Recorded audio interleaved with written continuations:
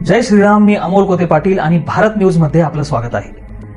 शिर्डी शहरात बुधवारी 17 डिसेंबरच्या दुपारच्या सुमारास एका तरुणावर धारदार शस्त्राने हल्ला झाल्याची धक्कादायक घटना घडली आहे. इंस्टाग्रामवरील मैत्री आणि मुलींच्या वादातून हा प्रकार घडला असल्याचा प्राथमिक अंदाज वर्तवला जात आहे. या हल्ल्यात एक परप्रांतीय तरुण गंभीर जखमी झाला आहे. भर चौकात घडलेल्या या घटनेमुळे परिसरात मोठी खळबळ उडाली असून शिर्डीतील कायदा आणि सुव्यवस्थेचा प्रश्न पुन्हा एकदा चर्चेत आला आहे. जखमी तरुणाचे नाव नीरज चौधरी असून त्याच्यावर एअरपोर्ट रोडवरील अग्निशमन केंद्र चौकात हल्ला करण्यात आला. हल्ल्यानंतर नीरजला तातडीने साई संस्थानच्या सुपर स्पेशालिटी रुग्णालयात दाखल करण्यात आलं होतं. मात्र त्याची प्रकृती चिंताजनक असल्याने त्याला पुढील उपचारासाठी नाशिक येथील रुग्णालयात हलवण्यात आलं आहे. या प्रकरणी पोलिसांनी तपास चक्र वेगाने फिरवले असून आरोपींचा शोध सुरू केला आहे. याबाबत मिळालेल्या माहितीनुसार जखमी नीरज चौधरी आणि आरोपींची संगमनेर येथील 11वीत शिकणाऱ्या अल्पवयीन मुलींसोबत इंस्टाग्रामवर मैत्री झाली होती. बुधवार 17 डिसेंबर रोजी दुपारी या तिन्ही मुली कॉलेजमधून थेट शिर्डीला आल्या. यावेळी नीरज चौधरी हा त्या मुलींसोबत असताना दुचाकीवरून आलेल्या त्याच्याच 3 मित्रांनी त्यांना अडवलं.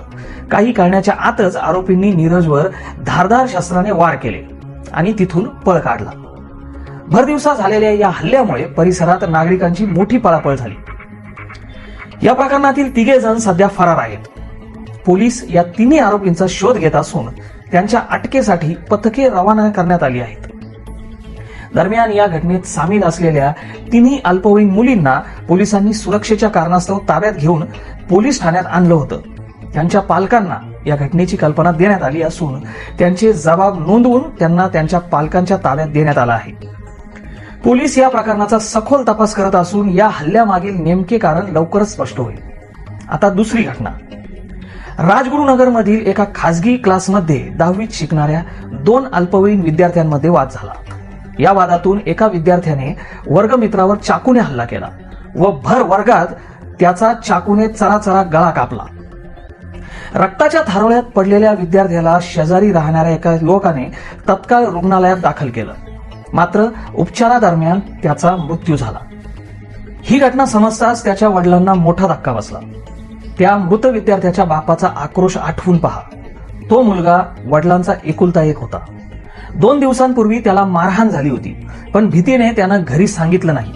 वर्गात जेव्हा मुलाची हत्या होत होती तेव्हा शिक्षक काय करत होते? आज शाळा या सरस्वतीचं मंदिर राहिल्या आहेत की कत्तलखाने? हा निर्दयीपणा, ही खुन्नस आली कुठून? पूर्वी 13-14 वर्षांची पोरं नेल कटरने त्यांचं नख कापायला गेलं तरी घाबरायचे. आज तोच वयोगट भर क्लासमध्ये दुसऱ्या मुलाचा चराचरा गळा कापत आहे. यापूर्वी असं निदर्शनास आलं आहे की 18 वर्षाखालील पोरं अतिशय भयानक झाले आहेत. आज 13-14 वर्षांच्या मुलांची भाषा ऐकली ना तर अंगावर काटा येईल.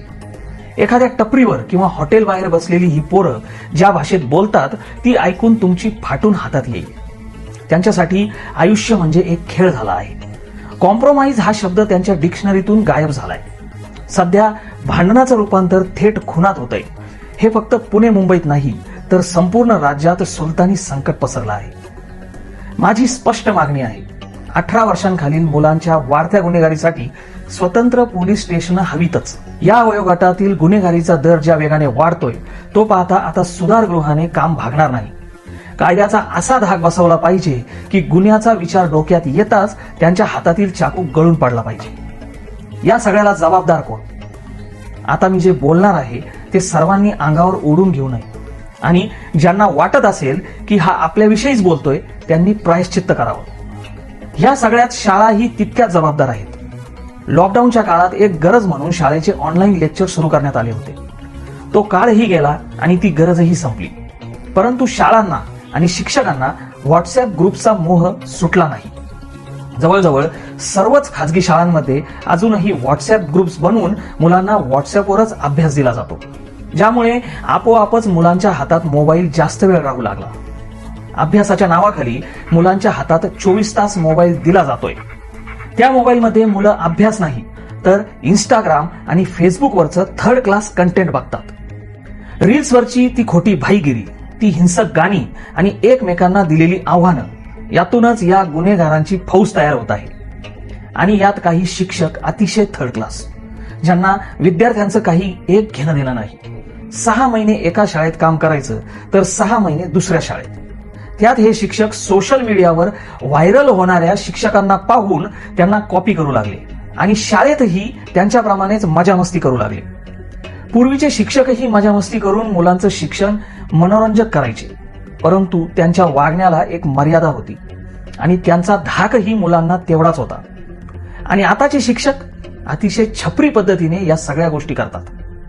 त्यामुळे त्यांचा धाकही राहत नाही आणि मुलं घरी येऊन आपसात त्यांची टिंगल सुद्धा उडवतात. पालकांनो, आता तरी जागे व्हा. तुमचं पोरग बाहेर काय करतंय, कोणासोबत फिरतंय यावर लक्ष ठेवा. जर मुलगा घरी आल्यावर भेदरलेला वाटत असेल तर त्याला विश्वासात घेऊन विचारा. प्रसंगी त्याचे कपडे काढून अंगावर मारहाणीच्या खुणा आहेत का ते तपासा. ही क्षुल्लक भांडणं आता जीवघेणी ठरत आहेत. एका चुकीमुळे लोकांची एकुलती एक लेकरं कायमची चालली गेली आहेत. उद्या तुमचा नंबर असू शकतो हे विसरू नका. आपल्याला हा समाज बदलायचा असेल तर या भाईगिरीच्या संस्कृतीला ठेचून काढावंच लागेल. सोशल मीडियाचा अतिवापर थांबवावा लागेल आणि शाळांना पुन्हा एकदा शिस्तीचे धडे द्यावे लागतील. जर आपण आज आवाज उठवला नाही तर उद्याच्या पिढीच्या हातात पेन ऐवजी पिस्तूल आणि पुस्तकाऐवजी सुरा असेल.